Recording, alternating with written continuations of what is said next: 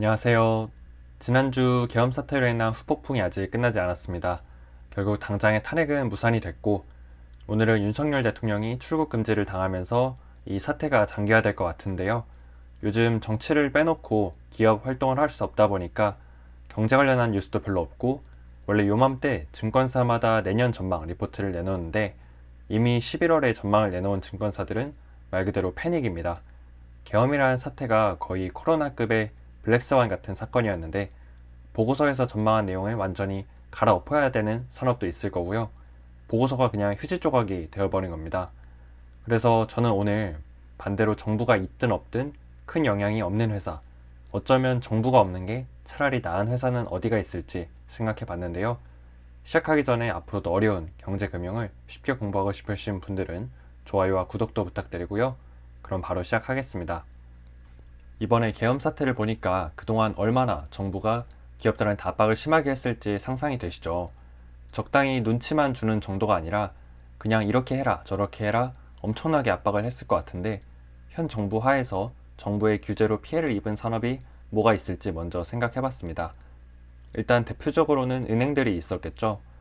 은행들이 요 몇 년 사이에 돈을 굉장히 잘 벌었는데 이자 장사에 대해서 워낙 여론이 좋지 않고 부동산 가격만 자꾸 오르다 보니까 정부에서도 은행들이 영업을 제대로 하지 못하게 규제를 많이 때렸죠. 심지어 은행 서비스가 공공재다, 은행 직원들한테 성과급이랑 퇴직금을 두둑하게 챙겨주는 돈잔치 하지 마라, 이런 식으로 대놓고 저격을 한 적도 있습니다. 그리고 은행 산업이 경쟁이 부족하다면서 K뱅크, 카카오뱅크, 토스뱅크, 여기 세 개도 지금 상황이 아주 좋은 것도 아닌데 네 번째 인터넷 은행 출범을 지금 밀어붙이고 있죠. 그리고 현 정부에서 저격했던 산업이 또 두 개 있는데 바로 식품과 통신입니다. 대표적인 필수제라고 할 수 있죠. 작년까지만 해도 고물가, 고금리, 고환율, 이 3고 현상이 지속되면서 윤석열 정부는 물가를 잡으려고 여러 가지 시도를 했었는데 그 희생양이 바로 식품과 통신이었습니다. 먼저 라면은 원래 대표적인 서민 음식이라 정부에서 가격 모니터링을 하는 물품 중에 하나인데, 라면 가격을 잡는다 하면서 농심, 오뚜기 이런 라면 회사들이 가격을 낮췄고 식품 대장인 CJ제일제당도 가격을 인하했었죠. 그리고 통신 3사도 은행이랑 비슷하게 경쟁이 너무 없어서 카르텔이 형성된다, 5G 중간요금제를 출시해라, 여기도 제4의 이동통신사를 만들어서 매기 효과를 불러일으키겠다, 이런 식으로 압박을 했었습니다. 정부가 물가를 안정시키기 위해서 노력을 해야 되는 건 맞는데 대한민국은 어쨌든 자본주의 사회잖아요. 이런 나라에서 기업 활동을 찍어 눌러서 물가를 잡으려고 했던 게 너무 1차원적인 발상이었죠. 소비자도 물론 국민이지만 이 나라의 상장회사의 주식을 갖고 있는 투자자들도 국민인데, 현 정부의 물가 잡기는 진정한 이 국민 생활 안정을 위해서가 아니라 단순 표심 잡기용 물가 안정에 불과했다, 이렇게 생각을 합니다. 자, 아무튼 그래서 오늘 드리려던 말씀은 이렇게 현 정부가 권력 공백 상태가 되면서 지금 외교가 중요한 산업들, 예를 들면 조선, 방산, 반도체, 자동차 이런 쪽이 별로 좋지 않은데요. 물론 지금 분위기가 좋은 산업은 하나도 없습니다. 이런 나라에서 분위기가 좋을 수가 없겠죠. 그럼에도 불구하고 기업의 근본적인 경쟁력에 큰 문제가 없는 회사, 이 사태가 조금 진정되고 불확실성이 해소된다면 좋아질 회사, 정부가 없어도 잘하고 정부가 없는 게 차라리 좋은 회사라 하면 저는 식품이랑 통신이라 생각하는데요.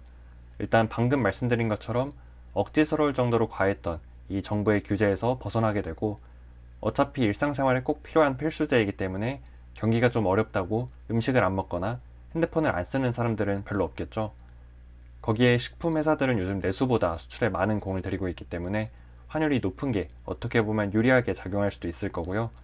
또 통신 회사들은 안정적인 현금 흐름을 바탕으로 하는 대표적인 고배당주이기 때문에, 그리고 최근에는 AI라는 테마까지도 함께 노려볼 수 있기 때문에 저는 이 두 업종이 이번 위기를 넘기면 다시 한번 주목을 받을 수 있을 거다, 이렇게 생각하고 있습니다.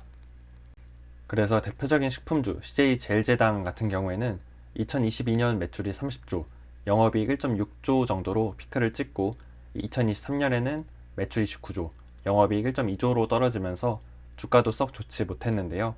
올해는 조금 회복되나 싶었다가 지금 주가적으로는 다시 한번 최악의 국면에 있습니다.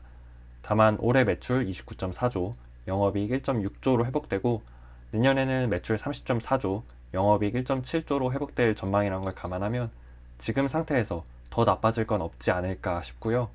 게다가 CJ제일제당 같은 경우에는 얼마 전에 그린바이오 사업을 매각해서 미국과 유럽에 공장을 짓는다고 했기 때문에 이런 수출 모멘텀까지 고려하면 장기적인 성장 전망도 나쁘지 않다, 이렇게 보고 있습니다.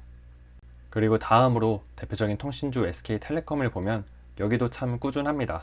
2022년 매출이 17.3조, 영업이익 1.6조에서 2023년 매출 17.6조, 영업이익 1.7조였고요. 올해는 매출 17.9조에 영업이익 1.9조, 그리고 내년에는 매출 18.3조, 영업이익은 2조 원을 돌파할 것으로 전망이 됩니다. SK텔레콤 주가는 작년까지만 해도 한 5만원에서 5만 5천원 사이에서 왔다 갔다 계속 재미가 없다가 최근에 6만원을 뚫었었는데 지금은 다시 주춤하고 있는 상황이고요. 연간 배당 수익률이 여전히 6%대가 나오기 때문에 지금같이 투자를 하고는 싶은데 방어주를 찾고 싶다 하시면 통신주 쪽을 고려해 보시는 것도 좋겠습니다. SK텔레콤은 또 SK그룹이 그나마 우리나라 기업들 중에서 AI를 제일 잘하고 있는데 그중 하나의 중심축이기 때문에 이런 AI 모멘텀을 노려볼 수도 있어서 장기적인 투자처로도 나쁘지 않아 보이고요. 오늘은 모두가 희망을 잃고 떠나는 국내 주식시장에서 그나마 괜찮아 보이는 산업은 없는지 찾아봤는데요. 지금 미국과 중국은 AI, 자율주행, 우주 이런 얘기를 하고 있는 마당에 한국은 여전히 계엄, 탄핵 이런 얘기를 하고 있는 현실이 참 안타깝고 화가 나는데 여러분도 비슷하실 것 같아요. 그게 실제로 저번 주부터 이번 주까지 개인 투자자들의 코스피, 코스닥 탈출 러쉬로 나타나고 있는 것 같고요. 그럼에도 불구하고 희망의 빗줄기를 하나 찾아보자면 우리나라는 21세기에 이런 탄핵 사건을 세 번째 맞이했지만 앞서 두 번의 사건에서 빠르게 대처하고 회복했던 경험이 있죠. 그래서 민주주의가 죽지 않는 한 대한민국도 쉽게 무너지지 않을 거다, 이렇게 믿고 싶고요. 부디 하루빨리 이번 사태를 마무리해서 우리나라도 보다 발전적이고 건설적인 이야기를 하게 됐으면 좋겠습니다. 오늘의 영상은 이것으로 마치도록 하고요. 앞으로도 어려운 경제금융 저와 함께 쉽게 공부하고 싶으신 분들은 가시기 전에 구독과 좋아요도 한 번씩 부탁드립니다. 감사합니다.